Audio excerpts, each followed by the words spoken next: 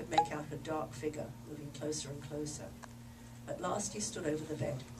I opened my mouth, but I was too frightened to move or to scream. The glow from the fire illuminated his face. It looked just like the young man from the portrait on the wall. He leaned closer and closer to me and murmured something in a language I didn't understand. He was smiling, his teeth reflected in the firelight. Everything Belinda had told me about vampires biting necks and the ecstasy of being bitten rushed back to me. In the safety of London and daylight, I had laughed at her, but the face above me was all too real, and it seemed as if those teeth were heading straight for my neck. However terrified I was, one thing was certain. I was definitely not about to be turned into an undead. I sat up abruptly, making him leap backwards.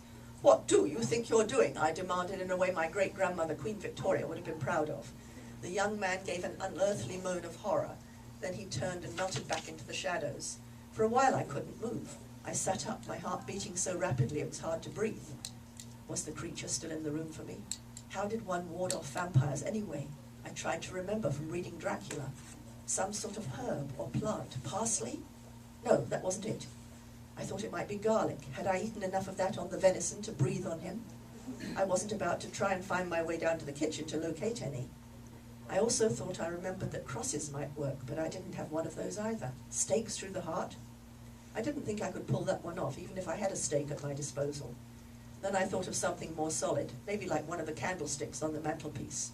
Surely even a vampire could be kept at bay with a whomp over the head with one of those. I made my way across the room, and I cautiously turned on the light switch. I found nobody there. Of course. Then I had to lift the curtains one by one, experiencing at least one heart-stopping moment when a blast of cold air hit me in the face, and I realized that one of the windows was open. So that's what Georgie encounters in Transylvania, and this book gave me the chance to spoof every single thing in the vampire genre.